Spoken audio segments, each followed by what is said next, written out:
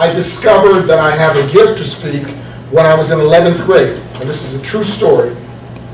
I went to a suburban Philadelphia high school, and in the school there was a lot of opportunities for student leadership and that kind of thing, and a very close friend of mine was running for student council president.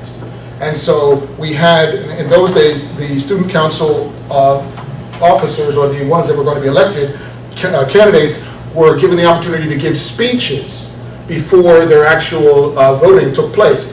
And so I was the campaign manager for Dwight Brooks. Dwight Brooks was going to be the president of the student council at Yeadon High School in 1971 or 2. And so they called the assembly together. All of the students were in the assembly, in the auditorium, and they had all of the candidates and their campaign managers sit on the stage. So imagine this scenario now. We're sitting there, the whole school is in the audience, and we're all, it was 8 of us, president, vice president, secretary, treasurer, and each one of their campaign managers were sitting on the stage across the front. So all 8 of us are sitting up there, and all of our peers, friends, enemies, bullies, everybody's out in the audience, spitball throwers, everybody's out in the audience. And so they said, they got up to the microphone and they said, we will now have the treasurer come and make a speech, and then you can decide if you want to vote for him or her. I don't remember what it was. And so the treasurer came and, spoke, and then people, politely clapped, sat down. So now I have the secretary, same thing, politely clapped, sat down. So now I have the vice president candidate, people politely clapped, sat down. And then they said, we're doing something different this year for the presidential candidate.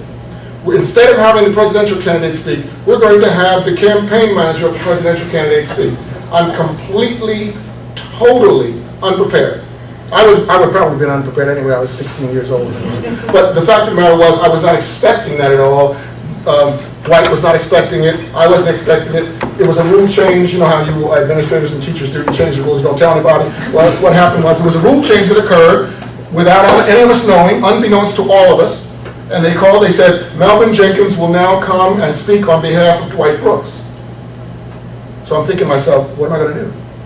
I mean, this is all, of course, this is milliseconds. I'm sitting there, 16 years old, all of my friends, people laugh, tease, you know what high school kids are like, you all deal with them every day. So I stand up to the podium, and I'm thinking to myself, what am I going to do? So I just started talking. And it was, of course, it was one of those moments where it's like out-of-body experience. I completely blacked out. I couldn't tell you a word that I said. But I can remember that I talked, and I thought to myself, I'm not going to talk for more than about 3 or 4 minutes, because if I do that, I'm going to start babbling or repeating myself or something. So I spoke for about 3 minutes, and I talked about how I wanted this school to change, and that we can, yes, we can type of stuff, And so I start talking, and I talked for about 3 minutes, and I went back, and I stepped back from the podium to finish talking, and the place just went crazy. People were roaring, and I'm thinking to myself, okay, there's the gift, I have it, all right. So I discovered at that point, 16 years old, that I had the ability to engage people in conversation.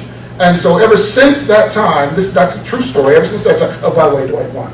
Ever since that time, I have been sharpening and sharpening and sharpening that skill. So we're going to use our words today, and we're going to also see some clips of some people that I think that have been effective with using words.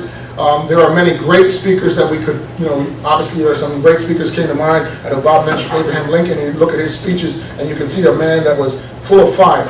And you can see a man that definitely had a vision for what he wanted to say. Obviously, you see King on the wall, Dr. King. Obviously, we've all heard the film clips of his speeches. We know the kind of speeches he made. But I want to say that those people, as I view them, those people were exceptions. The general rule is, and having sat through many, many, many dissertation presentations, and as all of you all will speak about your dissertation, and you all have an opportunity to defend it, having sat through many, most of them are what? Awfully boring. I mean, they're not just boring, they're awfully boring. Bob, you've sat through a few in your day. How many of you found absolutely engaging and you couldn't wait for the person to continue? That many. Most of them are awful. And the reason why most of them are awful is because the student is so concerned about impressing his committee or her committee, getting the point out, getting through this thing, that they forget about the art and science of speaking.